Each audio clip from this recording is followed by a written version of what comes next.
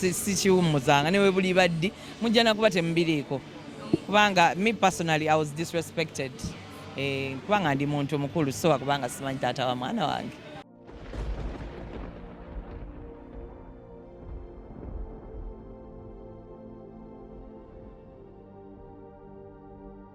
Atwalabako omuwala we yayingira amazina naye abantu abasinga nga bamawulire nantumi abaana abo balina talent naye tebabagala mu industry mbuno si nnungi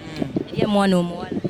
ngamanyi oplaninga ne Katonda aplaninga so nze simanyi mwana oyo kyagenda kufuuka in future and maybe I'll never know kitegeera so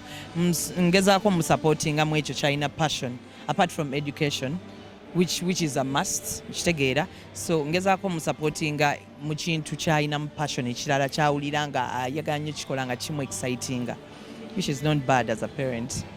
You want protective mother go tulaba protecting enyo omwana we but sometime bwali batugamba tino omwana ali traumatized nebyo byalibawo nga abantu bamwesibako nga badali omwana wange mugumu nnyo first of all yamanyi namubuulira dda ensi eno bwetambula so mugumu nnyo ebintu ng'ebyo wabiwulira tebimumovinga nnyo tebisobola mutraumatizinga kuba ebimu bimunyonnyola n'obimunyonnyola ebimu abiraba n'obiraba muwayiriza maama waali bw'ati ate ye alaba kirala. Abayimbi baavayo nga Spice Dan ne bagamba tu nabo bafunako challenge yo n'omuvubuka y'omu Bizzy ngera abeesibako mu ngeri emu oba endala. Abantu babeerayo of course omuntu yeeripa ku muntu ali waggulu so kati aba alina kyayagala okuyisaawo kati alina kujja eri mmwe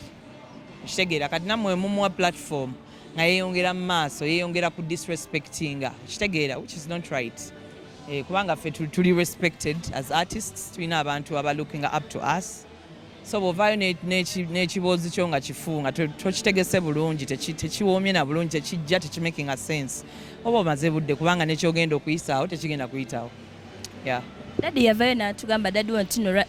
abantu abakulembera industry bakenzi baveyo bagende mu mateeka bakwate omuvubuka ono because ate erinnya lyo ayisumbuwa n'omwana twatuma yogenda mutwala mu kooti because that's defamation omuntu okwesibako mbu akumanyi yabeerako naawe nayogera ebitundu bye wali obeeramu. Saagala nnyo byogerako ebyo tudde njagala nnyo okukozesa action naye nga kingeera statement wenagiteekayo ku social media nkiriko kitegeera so kiriko nze ng'omuntu saagala kyogerako nnyo mbeere nga mba updatinga nnyo abantu gy'osangira abantu nga bawongeramu supu wabyefudde akimanya ennyo so ekyo kankyesigalize. Of course abantu bano tetubamanyi come on nsuubira okuba nti mwabimanyiira ebintu bino omuntu aba ayagala okuvaayo ennyo sookera ku bwani asooka n'amanya ani gwasobola okwerippako bamuwulire mangu kitegeera so it's you our fans wemubikkiriza namufuula serebu kitegeera abantu bakulwanira olutalo singa tulinda ne tulinda mu kamwa okuva ekiva mu kamwa k'oyo omuntu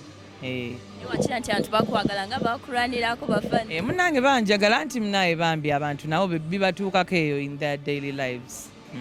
Talking about the industry, waliwo sente ezafuluma eza federation naye oli omu kubajjeeyo oba gwe okay? Simanyiiko sina update yonna alina gye nfuna naye nga ndi muyimbi ng'era bw'olaba. Wakuba lugogo n'ewuuma abantu bakusaboddemu ogiwuumye teri muntu yali agikubye nga we wagikuba amadala gonna ne gabimba. Munsabire ntegeke ekifo ate ekiri even better. Oba tukutwale ku Ham Stadium. Katusabe saala zammwe. Industry eri etyo ogiraba otya? Industry eri ekyuka abantu abantu bakyusizza styles of music kugamba waliwo ne styles ennali simanyi okitegeera naye tutandise okulaba different styles abaana akubayo kayimba kamu naafuuka sitaani kamu byakabi mwana bikyusizza obulamu bw'abaana.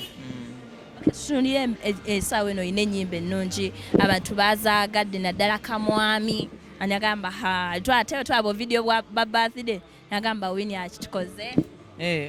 birthday ng'olina omwami osaani wagala okwogera ku by'omwami naye sigenda byogerako just nafulumiza akayimba bagayita omwami the one 2 songs nezafulumya omulundi mulundi gumu double release tukiyite tutya double release bafanzi bange badde bafe nnyonta bambi so nadde nno kidabolinga abantu beebuuza wakinaguzo tokyakola nnyo nga ziri video zewakolanga nga olinamu abawala abazinazina abo abafiganga gwe anti saagala kukola kintu kyekimu njagala mbeere nga nkyusakyusaamu so basuubire nti buli kiseera ojjana kipya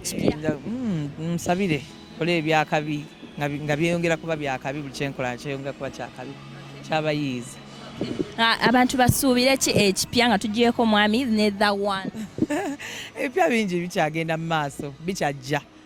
kubanga omwaka gukyali kitegeera so mumpe time kyemmaliriza kyembawa kisinziira engeri gy'olupushinza oluyimba ne time gy'oluwadde naye nga teri luyimba bulubi buli luyimba luliko bafanzi baalwo newosanga nga omuntu agambye luno terwakola osobola okusangayo ate alufa naba nga oli okumbaga naga kano akayimba nze ke kanfulumya naye nga ye kamukolera naye nga eno nga mukitwala nti si hit naye nga waliwo ke bakolera so nze kyekinkolera ennaku zino abayimbi abakyala batambulira nnyo mu ntalo era ennyimba zibafulumya za ntalo nnyo nga olaba mulimu okwekubakuba kweki ekikufudde n'obeera ebbali nga toli mu ennyimba zaako ate kati twekubira ki tewali nsonga yakwekuba just ndooza art waliwo manyi buli omu alina art ali different so music ali different buli omu ayimba ku kyayagala kyova nga tulina baresola tulina badancers buli omu akola kyayagala osobola okuyimba about anything so buli omu waddembe okukola kyayagala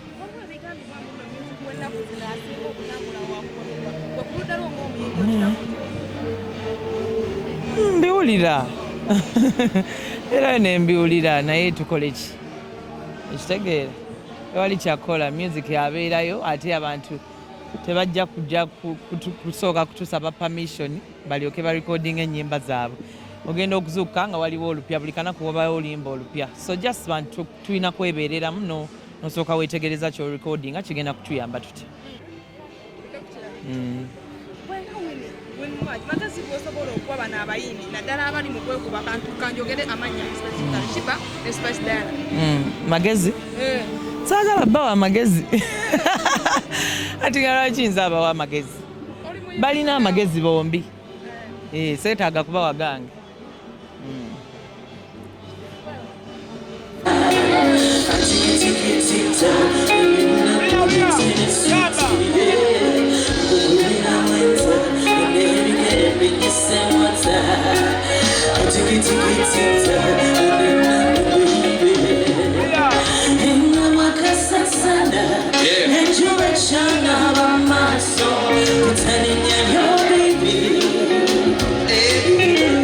Your love is making me go crazy.